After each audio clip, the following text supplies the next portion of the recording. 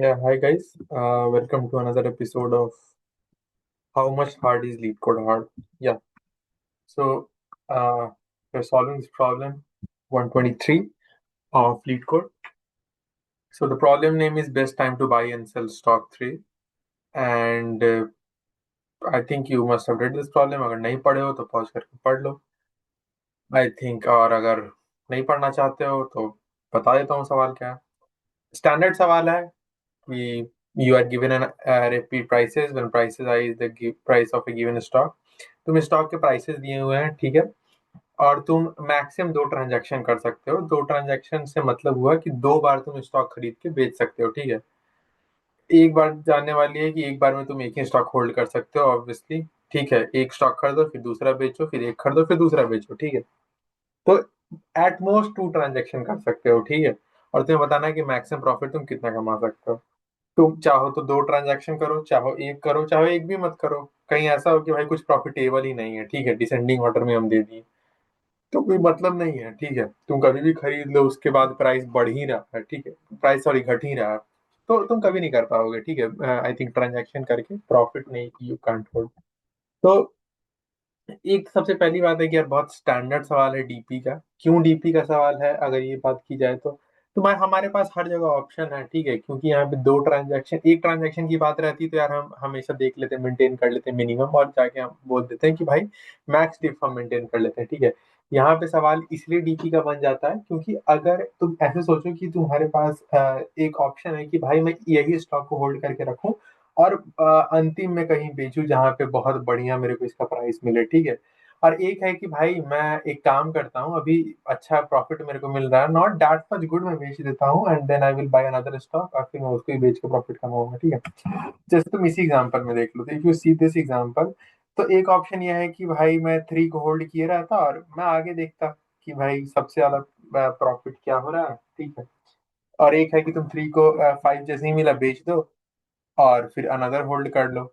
तो मुझे लगता है कि अनदर होल्ड करने पे तुमको प्राइस मिलेगा, फिर से जीरो पे कर दो और फिर तुम्हें फोर पे बेच दो, तुम्हारा आंसर हो जाएगा फोर प्लस टू सिक्स, ठीक है। ऐसा अगर मान के चलो कि मैं कुछ ऐसा टेस्ट केस देता कि फोर के बाद अगर मैं तुमको डेट से सिक्स दे देता, ठीक है, कि हाँ चलो इसका आंसर बताओ। तो क्योंकि मैं अगर तुमको सिक्स दे देता तो तुम एक तो ये कर सकते थे कि भाई मैं थ्री पे स्टॉक को खरीदा, सिक्स पे बेचा थ्री, ठीक है। एक ये कर सकते थे कि जीरो पे खरीदा सिक्स पे बेचा, ठीक है। और ये भी तो कर सकते हो कि थ्री पे खरीदो फाइव पे बेचो, देन जीरो पे खरीदो सिक्स पे बेचो, ठीक है। तो all this things that you can do. तो आई थिंक ये तो क्लियर होगा कि डीपी का सवाल है। अब तुम एक बार कंस्ट्रेंट्स पे देख लो यार कि कंस्ट्रेंट्स इसका 1E5 दिया हुआ है, ठीक है। तो तुमको किसी तरह ओएन या फिर सिमिलर टू ओएन कोड तुमको लिखना होगा, ठीक है। और हम आज सीखेंगे कि मेमोराइजेशन कोड कैसे लिखते हैं, ठीक है, क्योंकि टेबुलेशन के लिए थोड़ा सा पिरो बनना पड़ता है।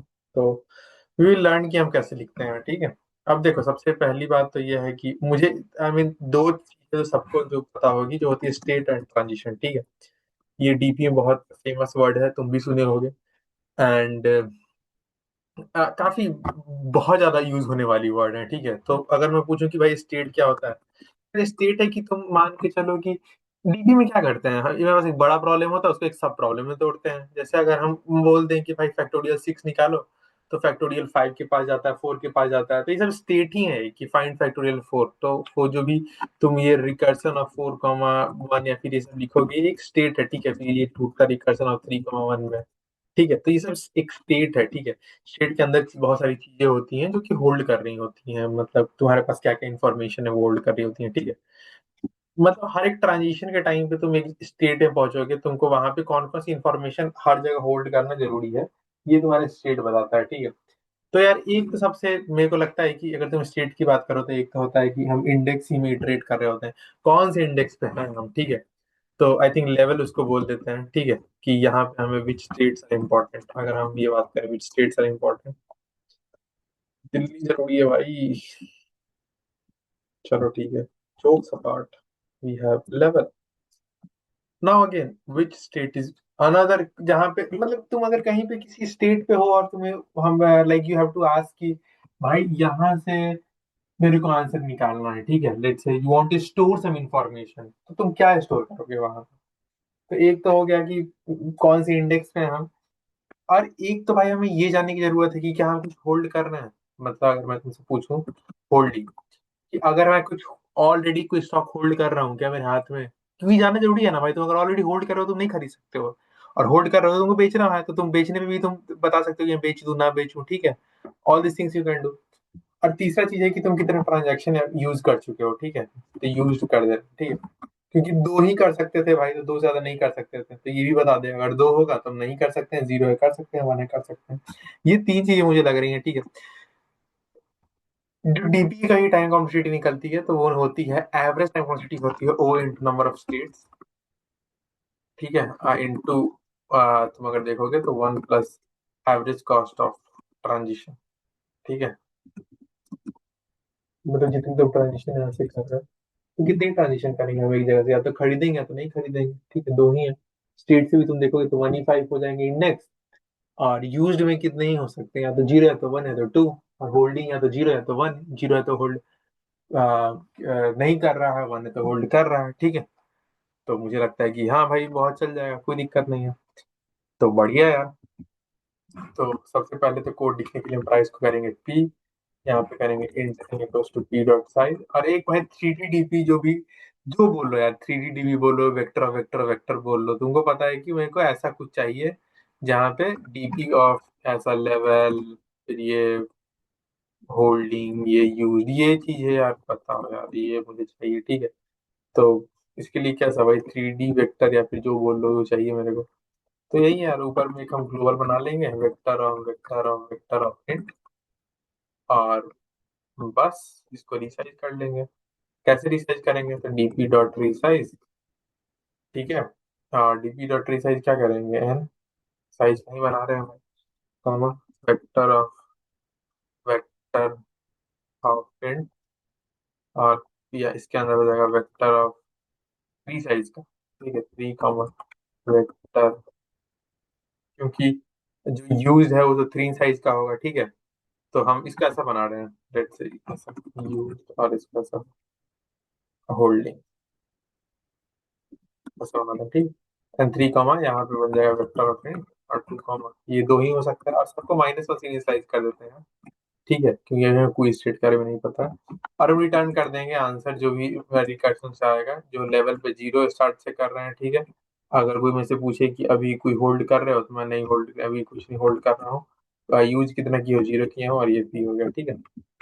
अब तुमको भाई ये जो मेन चीज यहाँ लोग रिकॉर्ड लिखते हैं, ट्रिक फंक्शन जो मेमोराइजेशन इसको बोलते हैं, इसके अंदर सारे स्टेट पास कर दो, क्या हुआ, लेवल है, उसके बाद क्या है, इंट यूज, इंट होल्डिंग, और इसको पास कर दो वेक्टर प्रिंट एन परसेंट, ठीक है। ठीक है, आठ चीजें होती हैं, ठीक है, बेस केस और प्रूनिंग। इसका मतलब होता है कि भाई बेस केस लिख दो, प्रूनिंग की अब इसके आगे कोई काम नहीं, गेम खत्म है, ठीक है। उसके बाद हम बोलते हैं कैश चेक, अगर हम इसका हमें ऑलरेडी पीरियड पता है तो भाई रिटर्न करो, ड्रामा क्यों करना है, आगे क्यों स्टोर करना है, ट्रांजिशन, और लास्ट में होता है सेव एंड रिटर्न, ठीक है। तो ये चीजें होती हैं, चार चीजें होती हैं, हर जगह यही चार चीज स्टैंडर्ड वे में भाई तुमको लिखना है, ठीक है, कुछ नहीं सोचना है। ये अगर तुम चार चीजें सीख जाओगे तो आंख बंद करके, मतलब you don't have to think that how to implement thing, ठीक है, तुमको बस स्टेट सोचना होगा, ट्रांजिशन सोचना होगा, बेस के सोचना होगा। बाकी कोड लिखने में कभी तुमको ये नहीं आएगा कि हाँ ऊपर नीचे, मतलब I know for some people it's not a big problem, but मैं ये बोल रहा हूँ कि कोई दिक्कत नहीं है, ठीक है। तो बेस केस इसका क्या होगा यार, कि अगर मैं लेवल मेरा एन हो गया, ठीक है, मतलब इंडेक्स में कोई बचा नहीं है, और या use is greater than two, ठीक है। अगर मान के चलो कि यूज अगर टू या टू से ग्रेटर हो गया है, तो भाई अब तुम क्या ही कर सकते हो, अब मतलब मुझे लगता है कि कुछ नहीं कर सकते हो, या इसके आगे रिटर्न जीरो कर दो, ठीक है। अब खरीदो के को ट्रांजेक्शन नहीं कर सकते हो, रिटर्न जीरो, ठीक है। हैंडशेक में क्या होगा यार, कि अगर if DP of level and दूसरा क्या था हमारे पास, दूसरा था यूज्ड होल्डिंग, अगर ये -1 नहीं है तो रिटर्न कर दो भाई, डीपी ऑफ लेवल यूज और होल्डिंग, ठीक। आते हैं ट्रांजिशन पे भाई, ठीक है। तो मान के चलो कि मैं कहीं पे हूँ, ठीक है, और वहां ना खरीदा ना बेचा ना कुछ किया, ठीक है, मैं स्किप कर दिया मान के चलो। तो एक तो आंसर स्टोर कर लो कि ये भी एक केस हो सकता है, तो उसका आंसर, ठीक है, first case skip. First case skip सोच लो, ठीक है, तो आंसर समय क्या होगा, बता दो मेरे को। कुछ नहीं होगा भाई, recursion of level plus one. आगे बढ़ गए हम, ठीक है। और क्या होगा आगे बताओ भाई। दूसरा पैरामीटर क्या है, यूज है। यूज भी नहीं आगे ज्यादा बढ़ा, ठीक है। फिर होल्डिंग है। होल्डिंग, हाँ, आई थिंक जो था पहले वही अब रह गया, ऐसा तो कुछ नहीं है।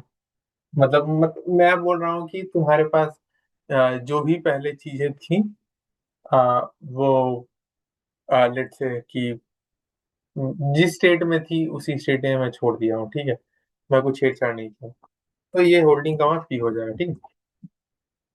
बढ़िया। अब मेरे को ये बताओ कि let's if holding equals to, sorry, holding is not equals to zero. मतलब कि मैं होल्ड कर रहा हूँ, ठीक है, कोई चीज, तो यहाँ पे बेच ही सकते हो, तुम्हारे पास ऑप्शन यही है, ठीक है। क्योंकि स्किप तो हो ही गया है, तो बेच दो भाई। तो मैं बोल दूंगा कि answer equals to max of answer, ठीक है, बेच के देख लेते हैं। और बेचोगे तो तुमको जो वहाँ का प्राइस है वो मिलेगा। तो पी ऑफ लेवल प्लस, नहीं प्रेडिक्ट तो लिखो भाई, नहीं, पी ऑफ लेवल, हाँ, प्लस रिकर्शन ऑफ, आ जाओ, लेवल प्लस वन, और यूज प्लस वन हो गया क्योंकि एक ट्रांजैक्शन कंप्लीट हो गया भाई। तो ये तुमको लिखना होगा, ठीक है।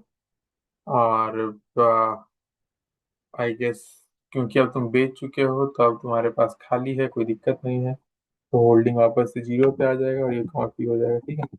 और एल्स, अगर मान के चलो कि तुम्हारा होल्डिंग जीरो ही था, तो खरीद ले भाई। Answer equals to max of answer, comma खरीदोगे तो माइनस पी ऑफ लेवल, क्योंकि अभी तुम खरीदे हो तो लॉस में हो, जब तक बेचोगे नहीं तो प्रॉफिट नहीं आएगा। तो minus P level decrease of level plus one, जो पहला हमारा स्टेट था, दूसरा स्टेट हो जाएगा यूज, किसको प्लस नहीं करेंगे, अभी ट्रांजेक्शन कंप्लीट नहीं हुआ। और अब आ जाएगा वन, होल्ड कर रहे हैं आईएफटी, ठीक है। तीसरा केस कर लिए हम कंसीडर। अब रिटर्न डीपी ऑफ जो करेंट लेवल है, करंट जो यूज था, करंट जो होल्डिंग था, ठीक है, इक्वल्स टू आंसर, बस खत्म। यही करना होता है कि आंसर जो बेस्ट आएगा भाई, यहाँ से बेस्ट आएगा, यहाँ रिटर्न करके हो जाएगा, ठीक है, और कुछ नहीं करना। अब एक बार रन करके देखते हैं code, let's see. Okay, compilation error, int N equals to ये, ओके, यहाँ पे एन कर दो, int N equals to P dot size. तो या, लेट्स सी कि अब चलता है कि नहीं। Accepted, let's try to submit the code. I'm trying, what I'm trying to say here by solving this question, writing this code is, देखो, I think अगर तुम देखोगे तो ये accepted, yeah. So comments हटा दोगे तो ये तीन लाइन इधर, और आई थिंक 5 से 20 लाइन इधर, ठीक है। एक तो स्टैंडर्ड है, 20-25 लाइन कोड है। और it's a leet code hard problem, but if you think that in A structured way, तो फिर this is very easy problem, ठीक है। यहाँ पे ये सेम चीज लिखना है हर बार, whenever you will write my memorization। I mean, see, there are two types, if you are pro तब तो कोई दिक्कत नहीं है, but I have learned this from Vivek Gupta, DP workshop, so yeah, he has taught कि मतलब तुम ऐसे लिखोगे ना तो फिर तुम्हें कोई दिक्कत नहीं आएगा, लाइक ऐसा टेम्पलेट का फायदा देखो ये होता है ना यार, कि तुम लॉजिक पे ध्यान दो, तुम्हें पर इम्प्लीमेंटेशन में नहीं दिक्कत हो रहा। तुम बस लॉजिक सोचोगे, लॉजिक क्या सोचोगे, ये सोचना है कौन कौन से स्टेट बनेंगे, क्या क्या ट्रांजिशन होगा, बस ये सोचना है, अब इसके सोचना है, ठीक है। कैसे लिखना है वो तुम खट से एक स्टैंडर्ड वे में लिख लो। स्टैंडर्ड वे में लिखने से होता है कि डिबग करने में फास्टर होता है, तुरंत से पता चलता है कि कहाँ पे क्या करना है। तो या, this was about this episode of how much lead code is hard. So yeah, we'll meet in the next one. Till then, yeah, bye bye.